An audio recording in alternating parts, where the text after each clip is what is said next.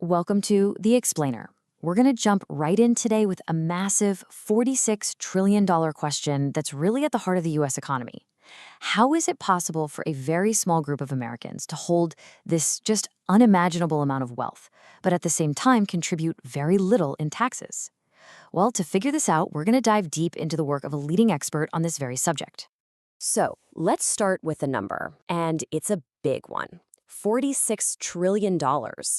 Now, according to research from Boston College law professor Ray Madoff, this is the staggering amount of wealth held by just the wealthiest Americans. I mean, to put that into perspective, that's more than the entire economies of China, Japan, and Germany combined. It's a truly mind-boggling figure.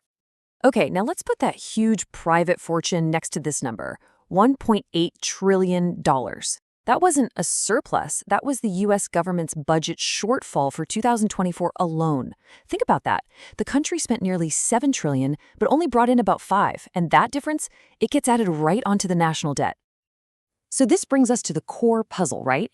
How can a country be running these massive deficits while a tiny fraction of its citizens hold such immense, record-breaking wealth? Well, the answer, according to Professor Ray Madoff, is all about understanding how our tax system really works for the super rich. Now, Professor Madoff frames this whole issue with a really powerful and frankly kind of startling historical parallel. She says that to really get what's happening with modern American wealth, you've got to look all the way back to pre-revolutionary France. So in that old system, you had the second estate, that was the aristocracy. They were a class of people that just by virtue of who they were was completely exempt from paying taxes. And Madoff's argument is that through a whole series of loopholes and quiet rule changes, the United States has pretty much created its own version of a tax-exempt class among its wealthiest citizens. And this really highlights a huge disconnect. I mean, we all kind of assume our system is progressive, that the rich pay higher rates, and that the estate tax is there to catch huge fortunes at the end. But what Madoff shows is a totally different reality, one where the ultra-wealthy have figured out how to build these vast fortunes without ever generating taxable income, which makes both the income and estate taxes pretty much irrelevant to them. So how in the world do they actually do it? Well, it's not some kind of magic trick. It's a very specific set of strategies. Madoff lays out this really clear playbook for building and living off incredible wealth, all while legally paying almost no tax.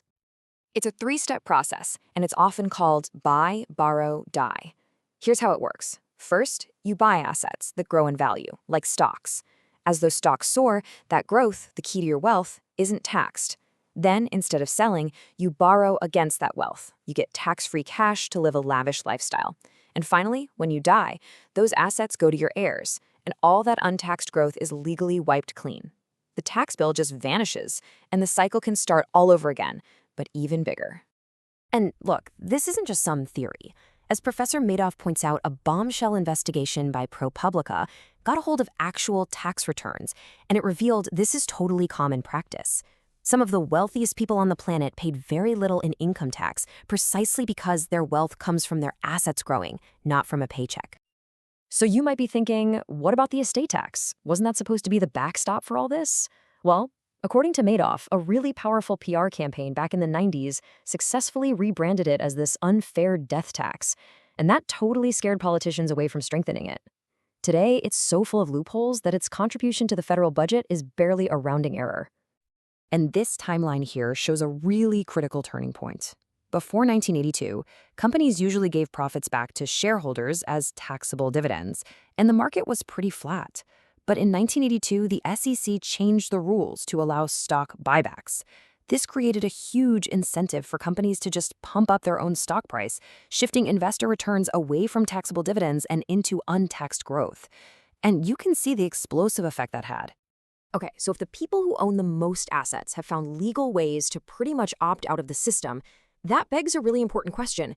Who's actually footing the bill for, running the country? And this is a super important distinction Madoff makes. There's a big difference between a high-income earner, like a top surgeon or a lawyer, and a high-wealth owner. The surgeon makes a big salary and pays a ton in income tax. But the high-wealth owner, they might not have much income at all. Their wealth is tied up in their assets, and as we've seen, that's taxed completely differently.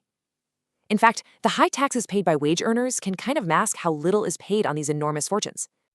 And the federal revenue numbers, well, they tell the whole story. Look at this. Half, 50% of all revenue comes from income tax. Another 35% comes from payroll tax. Both are tied directly to work. Meanwhile, the estate tax, the only one really designed to tax these massive fortunes, brings in so little it's barely even visible on the chart. The burden falls squarely on labor, not on capital. And speaking of the burden on work, think about this number, 15.3%. That's the payroll tax for Social Security and Medicare. It hits working Americans from their very first dollar earned. An architect making $100,000 a year, they can't avoid it. But for wealth that comes from a stock portfolio that's just exploding in value, the tax rate on that is 0. So after laying out the problem so clearly, Professor Madoff doesn't just stop there. She actually proposes a specific blueprint for reform. It's all aimed at closing these specific loopholes and trying to rebalance the whole system. Let's take a look at what she suggests. Her plan really has 3 main parts. First, she says we need to close that die loophole by finally taxing the built-up gains on assets when someone passes away. Second, get rid of the broken estate tax altogether and just treat huge inheritances as income for the person who gets them. Just like we do with lottery winnings. And third, we need to reform the rules around charitable giving to shut down some major loopholes. And this last part of her proposal, it tackles a huge disparity. Right now, we basically have 2 separate systems for charity. For 90% of Americans, there's no tax benefit at all for giving.